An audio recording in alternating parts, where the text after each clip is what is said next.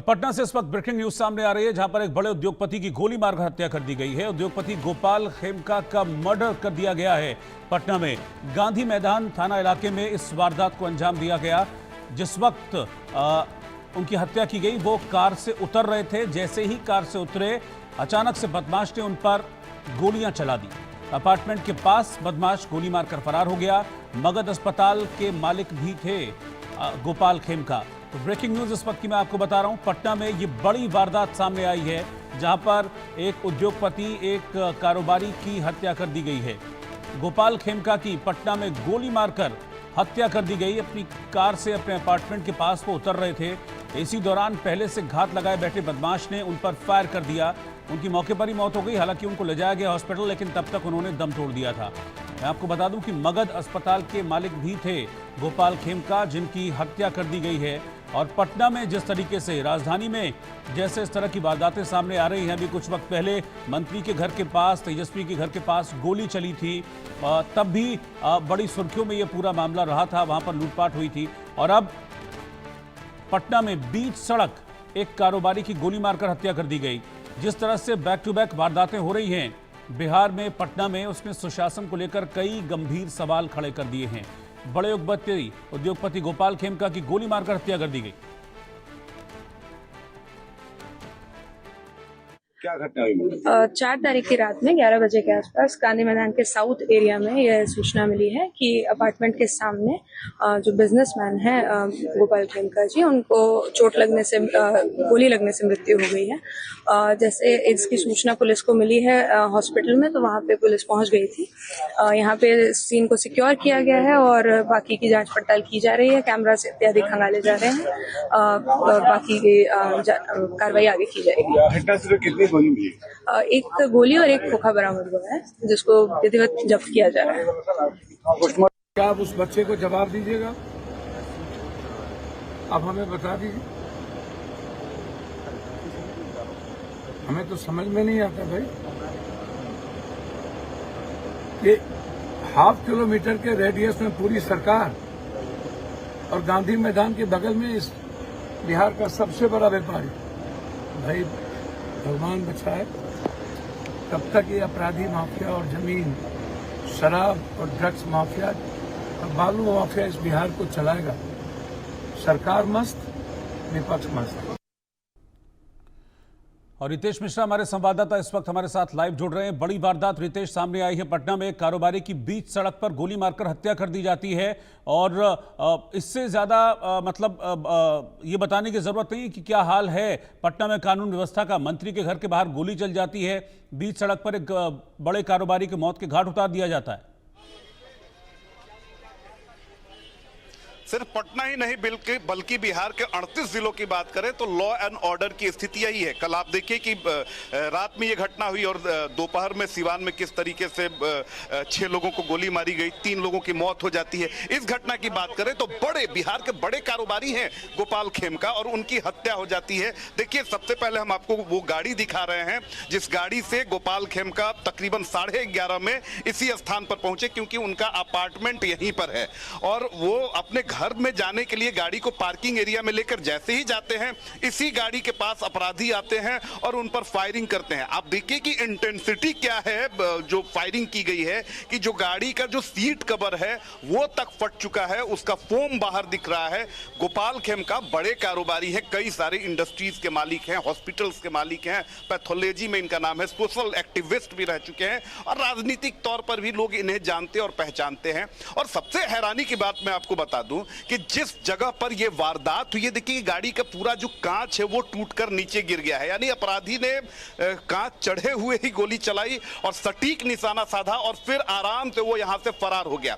सवाल इसलिए भी उठेंगे क्योंकि ये जो एरिया है, ये जो इलाका है, ये काफी पॉश इलाका माना जाता है। पटना के जितने भी 5 स्टार होटल्स हैं वो इसी इलाके में हैं। इस वारदात जहां पर ये हुई है, जहां पर ये घटना हुई है, वहां से जो पटना के एसएसपी हैं उनके आवास की दूरी जो है महज चंद कदमों की है। जो पटना के डीएम हैं दूसरी छोर पर उनका आवास है, उनके आवास की भी दूरी महज चंद कदमों की है। और उस इलाके में अगर किसी व्यक्ति की, और वो व्यक्ति बिहार का खास व्यक्ति है, वो बड़ा कारोबारी है, अगर उसकी हत्या होती है तो ये बहुत बड़ा सवाल है लॉ एंड ऑर्डर पर। अगर मैं सामने के स्टेज को दिखाना चाहूं तो सामने में पटना का मौर्या होटल है। तमाम जो बड़े अधिकारी, नेता, कारोबारी जो हैं वहां पर देर रात तक पार्टी किया करते हैं। अगर पिछले हिस्से में देखिए कि ये बगल में ये पनाश होटल है, यहां भी बड़े बड़े हाई प्रोफाइल लोग पहुंचते हैं, अधिकारी पहुंचते हैं, और वहां पर एक कारोबारी की रात में 11:30 में गोली मारकर हत्या कर दी जाती है। तो बहुत बड़ा सवाल है लॉ एंड ऑर्डर पर। और जो सुशासन बार बार यूएसपी की बात की जाती है कि नीतीश कुमार के शासन की यूएसपी है सुशासन, तो सुशासन अब सिर्फ कागजों में है, एनडीए नेताओं के बयानबाजी में है, सुशासन धरातल पर नहीं है। क्योंकि आप देखिए कि ये कोई सिंगल ये घटना नहीं है। सिवान में कल ही अगर बात करें तो शुक्रवार को ही सिवान में जो शराब माफिया है उसने 3 लोगों की हत्या कर दी। 3 लोग उसी मामले में गंभीर रूप से घायल हो गए, जिन्हें अस्पताल में जिनका इलाज कराया जा रहा है। और उसी रात अगर अपराधी जो हैं वो बिहार की राजधानी पटना में वारदात को अंजाम देते हैं तो ये पुलिसिंग पर बड़ा सवाल है। पुलिस का क्या इकबाल रह गया है, पुलिस को लेकर क्या कुछ अपराधी सोच रहे हैं, ये खुलेआम चैलेंज है। क्योंकि उन्हें पता है कि पुलिस जो है, अब देखिए यही अपार्टमेंट है, इसके अंदर वो जाने वाले थे, लेकिन उसके पहले ही उनकी गोली मारकर हत्या कर दी जाती है। तो सबसे बड़ा सवाल ये है कि जहां पुलिस जो है वो सिर्फ दारू कारोबार में, अवैध वसूली में लगी रहेगी तो वहां आए दिन हत्याएं होती रहेंगी। और कैजुअल अप्रोच में अगर किसी भी हत्या को सरकार के लोग, जो सत्ताधारी दल के लोग हैं, अगर उसको जस्टिफाई करेंगे तो इसी तरह पुलिस भी जो है वो अपना बचाव करेगी और अपराधी तो मस्त होकर घूमेंगे ही। सबसे हैरानी की बात मैं आपको बता दूं कि घटना 11:30 की है और महज चंद कदमों की दूरी पर थाना, जो संबंधित थाना है गांधी मैदान, उसकी दूरी है। उसका एसएचओ घटना के काफी समय बीत जाने के बाद आता है। जो सिटी एसपी है यहाँ की, वो भी काफी देर बाद पहुंचती है। तो इस बात से आप अंदाजा लगा सकते हैं कि बिहार में, बिहार की राजधानी पटना में पुलिसिंग किस कदर जो है वो पंगु हो चुकी है, किस तरीके की पुलिसिंग है। तब जबकि तमाम जो संसाधन है वो पुलिस को मुहैया कराए गए हैं, चाहे अत्याधुनिक हथियारों की बात करें, व्हीकल्स की बात करें, तमाम चीजें पुलिस को दी गई हैं, पुलिस को मुहैया कराई गई हैं।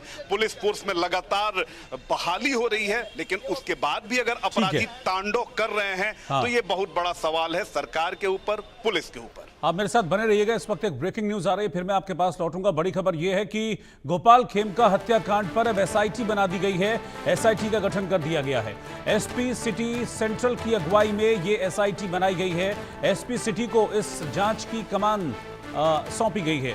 हत्याकांड की जांच के लिए एसआईटी बनाई गई है। गोपाल खेमका हत्याकांड से जुड़ी ये बड़ी खबर मैं आपको बता रहा हूं, जहां पर कल रात 11:30 बजे पटना में उनका मर्डर कर दिया गया।